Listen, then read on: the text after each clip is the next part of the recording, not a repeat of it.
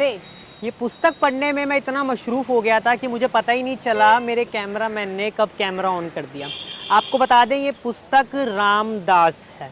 ये पुस्तक बेहद ही मेरे दिल के करीब है क्योंकि मैंने ना जाने कितनी पुस्तकें पढ़ी हैं लेकिन उसमें से सबसे प्यारी और सबसे न्यारी मुझे पुस्तक मिली है। तो आज हम बहुत ख़ास शख्स से बात करने वाले हैं जिसने इस पुस्तक को लिखा है और रामदास की कहानी को अमर कर दिया है और जन जन तक रामदास की कहानी को पहुंचाया। तो उनके लेखक लक्ष्मण राव जी से बात करते हैं और जानते हैं इस कहानी के बारे में। तो चलते हैं इन पुस्तक के लेखक से बात करते हैं कि कैसे उन्होंने अपनी ज़िंदगी का सफ़र किया। और आपको बता दें लगभग 40 साल उन्होंने यहीं पर इस सड़क पर जो है चाय बेची है और साथ ही अपनी पुस्तकों को प्रकाशित करवाया। सर पहले तो आपका बहुत बहुत शुक्रिया। नमस्कार नमस्कार, बहुत बहुत धन्यवाद आपका। आप इतनी दूर से आए हैं और सबसे बड़ी बात यह है कि आपको यहाँ आने में रामदास से प्रेरणा मिली है। जी सर। ये उपन्यास मुझे अपने गांव से 40 रुपये लेकर यहाँ आने के लिए मजबूर कर गया कि इसको छापने के लिए मैं दिल्ली आया हूँ। सर पहले बार अपना जब जीवन परिचय बता दीजिए। हाँ, मैं अभी बताता हूँ आपको। बहुत बड़ा संघर्षशील जीवन है, आज के बच्चे नहीं कर पाएंगे।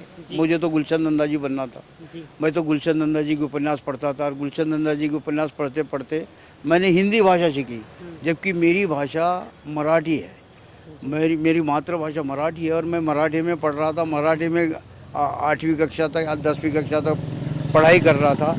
और मैं प्रॉपरली महाराष्ट्र के अमरावती ज़िले के एक छोटा सा गांव तड़ेगांव दशासर, वो मेरा जन्म स्थान है। ये आपको पूरा पता है, इस पुस्तक में मिल जाएगा तड़ेगांव दशासर। हाँ जी, ये कहानी तड़ेगांव दशासर की है। हमें ये पता नहीं था कि रामदास सबके दिमाग में आवारा लड़का था, लेकिन उसे एक अध्यापक ने किस तरह से बनाया। अध्यापक की बहुत बड़ी भूमिका है। हालांकि पढ़ने वाले कहते हैं कि अध्यापक और रामदास के लिए खलनायक बन गए, लेकिन वो उनका जीवन था। एक अध्यापक की भूमिका उन्होंने निभाई।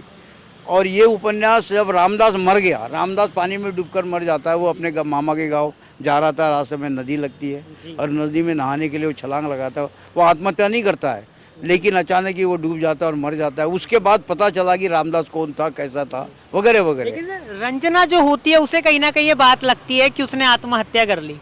रंजना को भी नहीं लगता है कि ये मर गई, आत्महत्या कर गया करके। उन्हें ये पता है कि ये पता नहीं क्यों ऐसा है। उसे ऐसा जरूर लगा है कि मेरी वजह से किया इसने।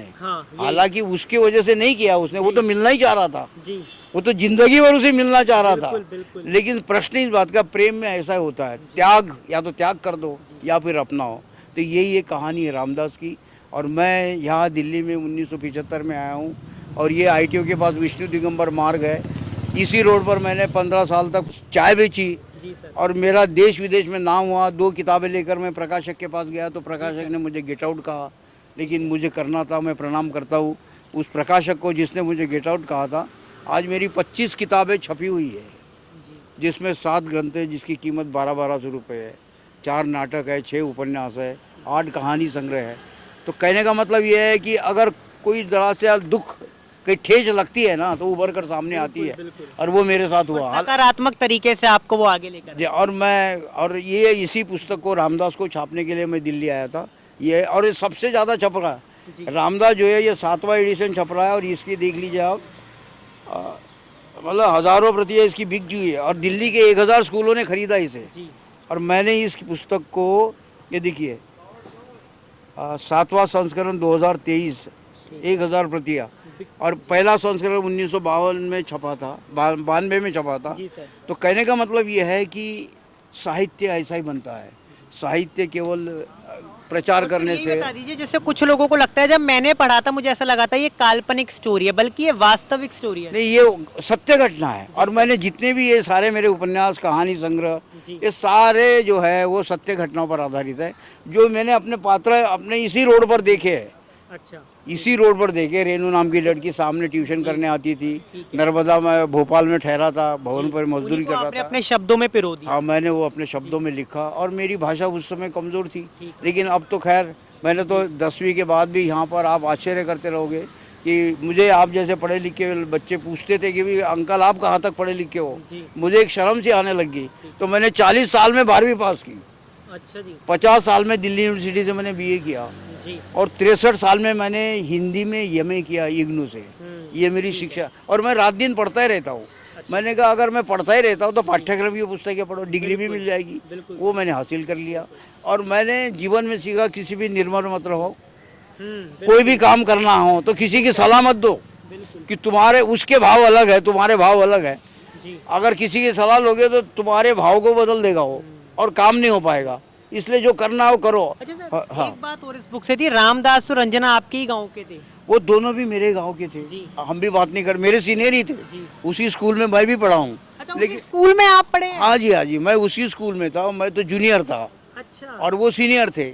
और उन लोगों से तो हम बात भी नहीं करते थे। जी। लेकिन रंजना बहुत ही सुंदर लड़की थी। जी। एक वो मतलब धनी व्यक्ति की लड़की थी, और वो सभ्य और अच्छे विचारों की लड़की थी।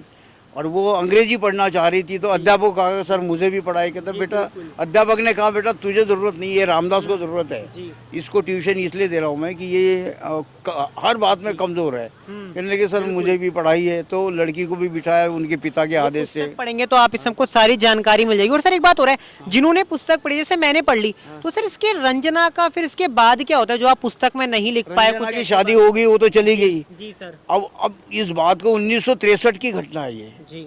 अब इतने साल हो गए, शायद रंजना भी नहीं होगी। अब हम तो अपने गांव में कोई साल भर में 1-2 बार जाते हैं, ठीक है। साल में 2-3 बार जाते हैं, लेकिन इतनी चर्चा नहीं करते हैं। ठीक है। और गांव का मामला है इस तरह से, जो हमारे टाइम के थे वो सब जानते हैं। ठीक है। और आज के नए बच्चे नहीं जानते हैं, और उसकी चर्चा भी क्यों करें। लेकिन ये गांव में जो सत्य घटना हुई है ये उस टाइम के लोग जानते थे। अध्यापक ने बहुत ही नज़दीक से देखा था। अध्यापक ने ये भी कहा था, जो इन दोनों को पढ़ाता था, या और 35 बच्चे थे कक्षा में, वो ये कहता था कि ये स्कूल अब जिंदगी में मुझे कभी मिल नहीं सकता। इस स्कूल जैसा स्कूल, यहाँ की ये घटना जिंदगी में नहीं मिल सकती। तो मैं यही अध्यापक वर्ग को यही कहूँगा, अगर आपने अध्यापक का जीवन देखना है तो इसको पढ़ो। खास तौर पे अध्यापक को मैं निवेदन करना तो ये चाहूँगा। बात भी उन्होंने बोलती कि बहुत सारे बच्चे मेरी जिंदगी में आएंगे, लेकिन रंजना और रामदास जैसा कोई विद्यार्थी नहीं मिल सकते। और आप आश्चर्य की बात ये भी है, इस रामदास पर 3 बार नाटक हो चुका है। श्री राम सेंटर में, प्यारेलाल भवन में, हैबिटेट सेंटर में 5 बार नाटक हुआ। नाटक देखकर लोग आंखों में आंसू आते हैं, उनके रोते हैं, क्योंकि घटना ही ऐसी है। और वो जैसा भी नाटककार ने, सुनील रावत जी ने नाटक किया है, वो बहुत सक्षम आर्ट्स के द्वारा बहुत बढ़िया नाटक किया है। अच्छा सर, आज के लोगों के बारे में क्या बोलेंगे, युवाओं के बारे में? जैसे कहते हैं नौकरी नहीं है, क्या संघर्ष नहीं करना चाहते, क्या चीज़ है? भाई हमारे देश में नौकरियां बहुत है। 140 करोड़ का देश है, हमारे देश में 240 करोड़ नौकरियां है। नौकरियां बहुत है, लेकिन अगर आप कहोगे हम डायरेक्ट मैजिस्ट्रेट बन जाए, ठीक है, या पुलिस इंस्पेक्टर या DIG बन जाए, तो ये तो संभव नहीं ना। और रशिया के लोग, अमेरिका लोग पहले खेती बाड़ी करते हैं, भवनों को बनाते, खुद बनाते हैं, ईंटें लगाते हैं, दीवारें बनाते हैं। और तुम लोग ऊंचे सपने देखते हो, पहले ये करो ना। मैंने भी अपने जीवन में भवनों में मजदूरी की, ढाबों पे बर्तन साफ किए, लेकिन गाना गा के, रो के नहीं, मजे लेकर। और जब मैं ट्रेचलान के पड़ में 5 बजे के बाद नौकरी करके, मजदूरी करके, नहा धोकर जब मैं निकलता था, तो ट्रेचलान के कपड़े वगैरह पहन के निकलता था, लोग मेरे तरफ देखते थे, यार इसके तरफ ध्यान रखो, ये CID लगता है हमें। मतलब ये नई एक झलक ये भी मिलती थी। लोग डाउट करते थे, अब पढ़ा लिखा भी लगता है, अच्छे कपड़े पहन रहा है, अच्छा बोल रहा है, फिर ये मजदूर कहाँ से हो सकता है? कई बातें तो नहीं सुन रहा, कहीं ये हमारा कोई। तो कहने का मतलब ये भी मुझे झेलना पड़ता था। तो जिंदगी में बहुत कुछ आता है, उतार चढ़ाव आते हैं। कि रामदास की प्रेरणा, इसकी कहानी ने आपको लेखक बना दिया? मुझे इसी उपन्यास ने लेखक बनाया है। और मैं जहाँ भी कहीं उदाहरण देता हूँ, एग्जाम्पल देता हूँ, तो मैं इसको पहले सामने रखता हूँ। बहुत से कहते हैं आपके 25 किताबों से सबसे बढ़िया किताब कौन है? मैं कहता हूँ रामदास पढ़ो। अब वो कहते हैं ये तो फोटो कॉपी है।